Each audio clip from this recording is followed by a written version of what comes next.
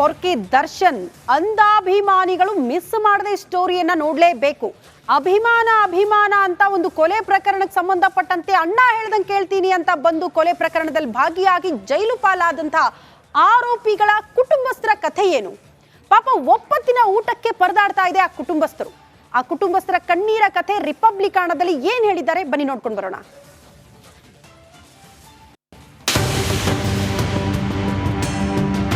ಅವರು ದುಡ್ಡಿದೆ, ಹಣ ಇದೆ, ಚೆನ್ನಾಗಿದ್ದಾರೆ. ನಮ್ಮ ಬಡವ್ರು ಏನು ಮಾಡೋದು ಸರ್? ಕೈಲಿ ಏನು ಶಕ್ತಿ ಇಲ್ಲ ಬಿಡಿಸ್ಕೊಂಬರಕ್ಕೆ. ಮತ್ತು ಅವ್ರ ಪರವಾಗಿ ಹೋಗಿದ್ದೇನಲ್ಲ, ಮತ್ತು ಅವ್ರು ಹೆಲ್ಪ್ ಮಾಡ್ಬೇಕು ಅಂತ ನಾವು ಇದು ಮಾಡ್ತೀವಪ್ಪ. ಈಗ ಅವ್ರು ಏನು ಆದ್ಯತೆ ಐತೆ ಅವರಿಗೆ, ಅದು ಈಗ ಹೋಗಿರೋರಿಗೂ ಅವ್ರಿಗೂ ಆದ್ಯತೆ ಕೊಡಬೇಕು. ಅದು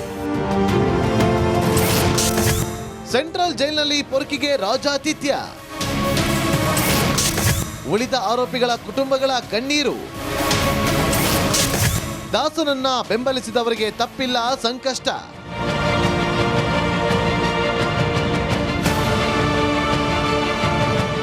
ಪರಪ್ಪನ ಅಗ್ರಹಾರ ಜೈಲಿನಲ್ಲಿ ಪೊರ್ಕಿಗೆ ಸ್ಪೆಷಲ್ ಟ್ರೀಟ್ಮೆಂಟ್ ಸಿಗ್ತಾ ಇದೆ. ರೌಡಿ ಶೀಟರ್ಗಳ ಜೊತೆ ಕುಳಿತು ಹರಟೆ ಹೊಡೆಯೋಕೆ ದಾಸನಿಗೆ ವ್ಯವಸ್ಥೆ, ಮಗ್ನಲ್ಲಿ ಕಾಫಿ, ಮಲ್ಗೋಕೆ ಬೆಡ್, ಹೀಗೆ ಒಂದೋ ಎರಡೋ ಕಾಟೇರನಿಗೆ ರಾಜಾತಿಥ್ಯವೇ ಸಿಗ್ತಾ ಇದೆ. ಆದರೆ ರೌಡಿ ನಂಬಿ ಜೈಲು ಪಾಲಾದವರು ಮುದ್ದೆ ಮುರಿಯುತ್ತಿದ್ದಾರೆ. ಅವರ ಕುಟುಂಬ ಕಣ್ಣೀರಲ್ಲಿ ಕೈ ತೊಳೆಯುತ್ತಿದೆ.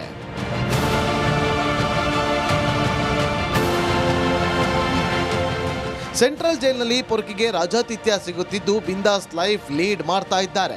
ಎದೆಯೆತ್ತರ ಬೆಳೆದ ಮಕ್ಕಳು ಜೈಲು ಸೇರಿದ್ದು ಹೆತ್ತವರ ಆಕ್ರಂದನ ಕೇಳೋರೇ ಇಲ್ಲದಂತಾಗಿದೆ.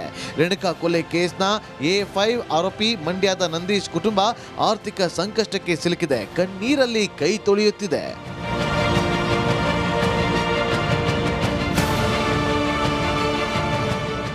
ಅವರು ದುಡ್ಡಿದೆ, ಹಣ ಇದೆ, ಚೆನ್ನಾಗಿದ್ದಾರೆ. ನಮ್ಮ ಬಡವ್ರು ಏನು ಮಾಡೋದು ಸರ್? ಅವರು ಚೆನ್ನಾಗಿದ್ದಾರೋ ಏನು ಮಾಡಿದಾರೋ ನಮ್ಗೇನು ಗೊತ್ತು ಸರ್? ಒಳಗಡೆ ಅವರೇ ಬಿಡಿಸ್ಕೊಬರ್ಲಿ ಸರ್. ನಮ್ಮ ಹತ್ರ ಎಲ್ಲಿದೆ ಸರ್ ಅಷ್ಟು ಹಣ ಖರ್ಚು ಮಾಡೋಕ್ಕೆ? ನಾವು ಎಲ್ಲಿದೆ? ಆ ಥರ ಇದ್ದರೆ ಗೇಯ್ಬೇಕು, ಈಗ ಉಣ್ಬೇಕು. ಅಡಿಗೆ ಅಜ್ಜಿಗೆ ಹುಷಾರಿಲ್ಲ ಅಂತ ನೋಡಕ್ಕೆ ಬಂದು ಇಲ್ಲೇ ಕುಂತ್ಕೊಂಡೆ. ಇನ್ನೇನು ಮಾಡೋದು ಸರ್? ನಮ್ಮ ಹತ್ರ ₹1 ಇಲ್ಲ. ಅವರೇ ಬಿಡಿಸ್ಕೊಬರ್ಲಿ. ನಮಗೆ ಸಿಕ್ಕಿಲ್ಲ ಸರ್. ನಾವು ನಿನ್ನೆ ಅನ್ಕೊಂಡಿರೋದು ಸರ್. ಲಕ್ಷಾನುಗಟ್ಲೆ ಎಲ್ಲಿ ಮಡಗಿದ್ದೇವೆ ಸರ್ ನಾವು ಬಿಡ್ಸೋಕ್ಕೆ? ಈಗ ಅವ್ರು ಏನು ಆದ್ಯತೆ ಐತೆ ಅವರಿಗೆ, ಅದು ಈಗ ಹೋಗಿರೋರಿಗೂ ಅವ್ರಿಗೂ ಆದ್ಯತೆ ಕೊಡಬೇಕು. ಅದು ಟೈಮಿಗೆ ಸರಿಯಾಗಿ ಊಟ. ಅವ್ರು ಇನ್ನೇನೋ ಅಕಸ್ಮಾತ್ ಸಿಗರೆಟ್ಟು ಅಲ್ಲಿ ಕೊಟ್ಟಿಯಾರೋ ಬಿಟ್ಟಿರೋ ನಮಗೆ ಗೊತ್ತಿಲ್ಲ. ಈಗ ಎಲ್ಲರೂ ಅವ್ರು ಚೆನ್ನಾಗಿ ಅವ್ರು ಹೆಂಗೆ ಇದ್ದಾರೋ ಚೆನ್ನಾಗೆ ಇರೋರಿಗೂ ಹಂಗೆ ನೋಡ್ಕೋಬೇಕು. ಅವರು ನಮ್ಮ ತಾಯಿ ತೀರ್ಕೊಂಡಾದಾಗೂ ₹25,000 ಕಳಿಸಿದ್ರು. ಅವ್ರ ದರ್ಶನ್ ಕಡೆ ಬಂದಿದ್ರು, ಅವರು ಕೊಟ್ಟೋದ್ರು ನಮ್ಮ ತಾಯಿ ತೀರ್ಕೊಂಡಾದಾಗ. ಏತ ಚಿತ್ರದುರ್ಗದ ಅನುಕುಮಾರ್ ತಾಯಿ ಜಯಮ್ಮ ಕಣ್ಣೀರಿನ ಕತೆ ಹೇಳುತ್ತಿರೋದು. ದುಡಿದು ತಿನ್ನೋ ಮಕ್ಕಳು ಜೈಲಲ್ಲಿ ಇದ್ದಾರೆ, ನಮ್ಗ್ಯಾರ್ಗತಿ ಅಂತ ನೋವು ವ್ಯಕ್ತಪಡಿಸುತ್ತಿದ್ದಾರೆ. ಅದೇ ನಮ್ಮ ಏನು ಅಂದ್ರೆ ನಮ್ಮ ಕೈಲಿ ಏನು ಶಕ್ತಿ ಇಲ್ಲ ಬಿಡಿಸ್ಕೊಂಬರಕ್ಕೆ. ಮತ್ತು ಅವ್ರ ಪರವಾಗಿ ಹೋಗಿದ್ದೇನಲ್ಲ, ಮತ್ತು ಅವ್ರು ಹೆಲ್ಪ್ ಮಾಡ್ಬೇಕು ಅಂತ ನಾವು ಇದು ಮಾಡ್ತೀವಪ್ಪ. ಏನು ಮಾಡ್ಬೇಕು ಅದಕ್ಕೆ? ನಮ್ಮ ಹತ್ರ ಅಷ್ಟೊಂದು ದುಡ್ಡು ಕೊಟ್ಟು ಬಿಡಿಸ್ಕೊಂಬರೋ ಶಕ್ತಿ ಐತೆ. 2 ತಿಂಗಳಾತ್ ನನ್ನ ಮಗ ಹೋಗಿ ದುಡಿಮೆ ಮಾಡೋ ಮಕ್ಳು ಹೋಗಿ ಅಲ್ಲಿ ಕುಂತಿದ್ದಾವೆ. ನಾವೇನ್ ಮಾಡ್ಬೇಕು ಹೇಳ್ರಿ? ನಮ್ಮ ಪರಿಸ್ಥಿತಿ ಹೇಳಿದ್ರೆ ನಾವೇನು ನೋಡೋದ್ ಕಣ್ಣಿ ಹಿಂಗೈದೀವಿ ಅಷ್ಟೇ. ಒಳಗ್ಲದ್ ಯಾರ ಕಡೆ ಸೊಸತಿ ರಾಗಿ ಅಕ್ಕಿ ಸಿಗ್ತಾವ ಅದನ್ನ ತಿಂದು ಜೀವನ ಮಾಡ್ತೀವಿ. ಮತ್ತೊಬ್ಬ ಆರೋಪಿ ರಘು ಸಹೋದರ ಮುರಳಿ ಆಕ್ರೋಶ ಕಟ್ಟೆ ಹೊಡೆದಿದೆ. ತಮ್ಮ ತಾಯಿ ತೀರ್ದಾಗ ದರ್ಶನ್ ಕಡೆಯವರು 25,000 ಕೊಟ್ಟಿದ್ರು. ಆಮೇಲೆ ದರ್ಶನ್ ಕಡೆಯವರು ನಮ್ಮನ್ನ ಸಂಪರ್ಕ ಮಾಡಿಲ್ಲ ಅಂತ ಬೇಸರ ಹೊರಹಾಕಿದ್ದಾರೆ.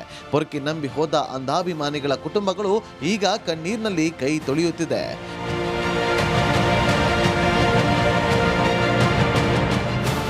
Bureau report, republic Kannada. ನಾಗನ ಪರಿಚಯ ಆಯ್ತು, ಬಳಿಕ ಜೈಲಲ್ಲಿ ಹವಾ ಸೃಷ್ಟಿಸೋಕೆ ಮುಂದಾದ್ರಂತೆ.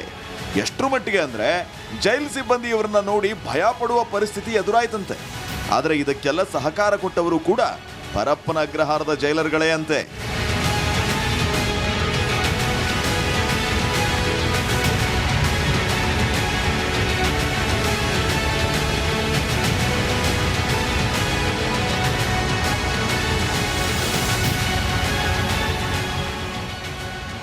ಆ 5 ಅಧಿಕಾರಿಗಳ ತಲೆದಂಡ ಫಿಕ್ಸ್.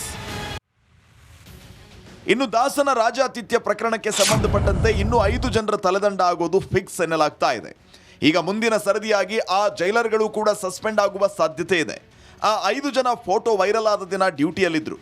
ಸದ್ಯ ಡ್ಯೂಟಿಯಲ್ಲಿದ್ದ ಸಮಯದ ಸಿಸಿಟಿವಿ ಪರಿಶೀಲನೆ ಮಾಡಿರುವ ಅಧಿಕಾರಿಗಳು ಮುಂದಿನ ಕ್ರಮಕ್ಕೆ ಸಜ್ಜಾಗಿದ್ದಾರೆ. ಫೋಟೋ ಪತ್ತೆಯಾದ ಬಳಿಕ ದರ್ಶನ್ ಹಾಗೂ ನಾಗನ ಮೀಟಿಂಗ್ ಟೈಮ್ ಕೂಡ ಪತ್ತೆಯಾಗಿದೆಯಂತೆ. ಈ ಸಮಯದಲ್ಲಿ ಬ್ಯಾರಕ್ ಎದುರು ಡ್ಯೂಟಿ ಮಾಡ್ತಾ ಇದ್ದವರಿಗೆ ಇದೀಗ ಸಂಕಷ್ಟ ಎದುರಾಗಿದೆ.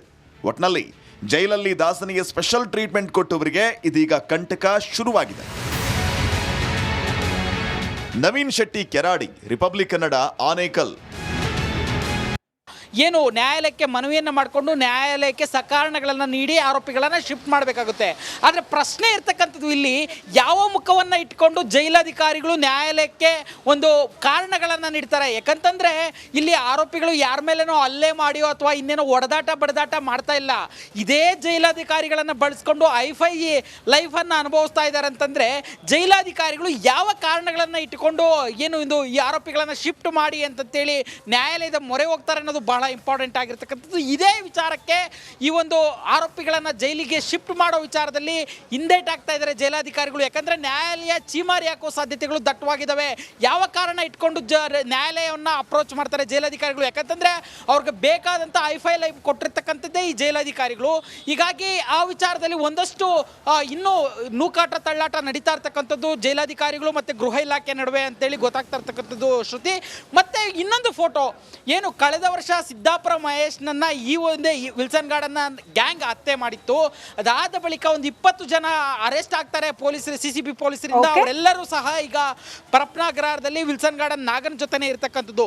ಇವರು ಮಾಡಿರ್ತಕ್ಕಂಥ ಒಂದು ಫೋಟೋ ಶೂಟ್ ಹೊರಗಡೆ ಬಂದಿದ್ದು ಇಲ್ಲಿ ಯಾವ ರೀತಿ ಬಿಂದಾಸ್ ಲೈಫ್ ಇರುತ್ತೆ ಅನ್ನೋದನ್ನ ಬಹಿರಂಗ ಪಡಿಸ್ತಾ ಇರ್ತಕ್ಕಂಥದ್ದು ಶ್ರುತಿ. ಎಕ್ಸಾಕ್ಟ್ಲಿ ನಾಗರಾಜ್, ಧನ್ಯವಾದಗಳು ತಮ್ಮೆಲ್ಲ ಮಾಹಿತಿಗೆ. ಪೊರ್ಕಿ ದರ್ಶನ್ ಅವರ ಅಟ್ಟಹಾಸಕ್ಕೆ, ಆ ಬಿಂದಾಸ್ ಲೈಫ್ ಸ್ಟೈಲಿಗೆ ಜೈಲಧಿಕಾರಿಗಳ ದಂಗಾಗ್ಬಿಟ್ಟಿದ್ದಾರೆ. ದರ್ಶನ್ ಜೊತೆಗೆ ಒಂದ್ ಕಡೆ ವಿಲ್ಸನ್ ಗಾರ್ಡನ್ ನಾಗ ಕೂಡ ಕಾಣಿಸ್ಕೊಂಡ, ಫೋಟೋಗೆ ಪೋಸ್ ಕೊಟ್ಟ.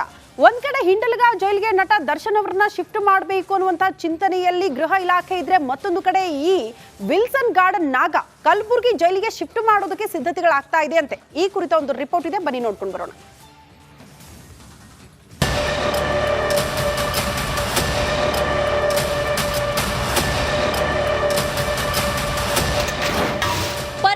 ಅಗ್ರಹಾರದಲ್ಲಿ ರೌಡಿ ಗ್ಯಾಂಗ್ ದರ್ಬಾರ್.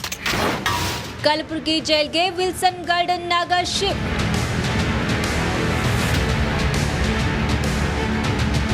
ಸಿನಿಮಾ ಸೆಟ್ನಲ್ಲಿ ಬ್ರೇಕ್ ತೆಗೆದುಕೊಂಡಾಗ ಜಾಲಿ ಮಾಡುವಂತೆ ಸೆಂಟ್ರಲ್ ಜೈಲಿನಲ್ಲಿ ಪೊರ್ಕಿ ಗ್ಯಾಂಗ್ ಜಾಲಿ ಮಾಡ್ತಿದೆ. ಒಂದು ಕೈಯಲ್ಲಿ ಕಾಫಿ ಮಗ್, ಇನ್ನೊಂದು ಕೈಯಲ್ಲಿ ಸಿಗರೆಟ್ ಇಟ್ಕೊಂಡು ಪೋಸ್ ಕೊಟ್ಟಿರುವ ಫೋಟೋಗಳು ವೈರಲ್ ಆಗಿವೆ. ದಾಸನ ಜೊತೆ ಫೋಟೋಗೆ ಪೋಸ್ ಕೊಟ್ಟಿರುವ ನಾಗರಾಜ್ ಅಲಿಯಾಸ್ ವಿಲ್ಸನ್ ಗಾರ್ಡನ್ ನಾಗ ತನ್ನ ಕುಖ್ಯಾತ ಕ್ರಿಮಿನಲ್ ಸ್ಟೋರಿಗೆ ಫೇಮಸ್. ಪೊರ್ಕಿ ಹಿಂಡಲಗ ಜೈಲ್ಗೆ ಶಿಫ್ಟ್ ಆದ್ರೆ ವಿಲ್ಸನ್ ಗಾರ್ಡನ್ ನಾಗ ವೇಲು ಕೂಡ ಬೇರೆ ಜೈಲ್ಗೆ ಶಿಫ್ಟ್ ಆಗುವ ಸಾಧ್ಯತೆ ಇದೆ. ಕಲಬುರಗಿ ಜೈಲ್ಗೆ ವಿಲ್ಸನ್ ಗಾರ್ಡನ್ ನಾಗನ ಶಿಫ್ಟ್ಗೆ ತಯಾರಿಯನ್ನು ನಡೆಸಲಾಗ್ತಿದೆ. ಹಳೆಯ ಕೇಸ್ನಲ್ಲಿ ಬೇರೆಡೆ ಶಿಫ್ಟ್ಗೆ ಸಿದ್ಧತೆಯನ್ನ ಮಾಡಲಾಗಿತ್ತು. ಆದ್ರೆ ಕೋರ್ಟ್ ಮೂಲಕ ತಡೆಯಾಜ್ಞೆ ತಂದಿತ್ತು. ಈಗ ನಾಗನಿಂದ ಜೈಲು ವ್ಯವಸ್ಥೆ ಹಾಳಾಗ್ತಾ ಇರುವ ಹಿನ್ನೆಲೆ ಇದನ್ನೇ ಪ್ರಬಲ ಸಾಕ್ಷಿಯನ್ನಾಗಿ ಪರಿಗಣಿಸಲು ಪೊಲೀಸರು ಸಿದ್ಧತೆಯನ್ನು ನಡೆಸಿದ್ದಾರೆ ಎನ್ನಲಾಗ್ತಿದೆ. ಪರಪ್ಪನ ಅಗ್ರಹಾರದಿಂದ ಗುಲ್ಬರ್ಗ ಜೈಲ್ಗೆ ಶಿಫ್ಟ್ ಖಚಿತ ಎನ್ನಲಾಗ್ತಿದೆ. ಸದ್ಯ ಕೇಸ್ ಸಂಬಂಧ ಪೊಲೀಸರು ತನಿಖೆಯನ್ನು ನಡೆಸುತ್ತಿದ್ದಾರೆ. ತನಿಖೆಗೆ ಸರಿಯಾಗಿ ಸಹಕರಿಸದಿದ್ರೆ ಬಾಡಿ ವಾರೆಂಟ್ ಮೇಲೆ ವಶಕ್ಕೆ ಪಡೆದು ಠಾಣೆಯಲ್ಲಿ ತನಿಖೆಯನ್ನು ನಡೆಸಿ ಗುಲ್ಬರ್ಗ ಜೈಲ್ಗೆ ಶಿಫ್ಟ್ ಮಾಡುವ ಪ್ಲಾನ್ ಮಾಡಲಾಗಿದೆ. ಅಧಿಕಾರಿಗಳ ಈ ಪ್ಲಾನ್ ವರ್ಕೌಟ್ ಆಗುತ್ತಾ ಅನ್ನೋದನ್ನ ಕಾದು ನೋಡಬೇಕು. ನವೀನ್ ಕೆರಾಡಿ, ರಿಪಬ್ಲಿಕ್ ಕನ್ನಡ, ಆನೇಕಲ್.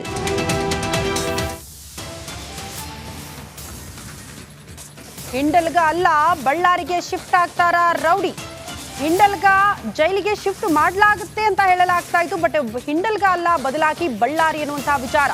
ಬಳ್ಳಾರಿ ಜೈಲು ಅಧಿಕಾರಿಗಳಿಗೆ ಕರೆ ಮಾಡಿ ಮಾಹಿತಿ ನೀಡಲಾಗಿದೆ ಅನ್ನೋದ್ರ ಡೀಟೇಲ್ ಸಿಗ್ತಾ ಇದೆ. ಪರಪ್ಪನ ಅಗ್ರಹಾರ ಜೈಲಧಿಕಾರಿಗಳಿಂದ ಫೋನ್ ಮೂಲಕ ಮಾಹಿತಿ.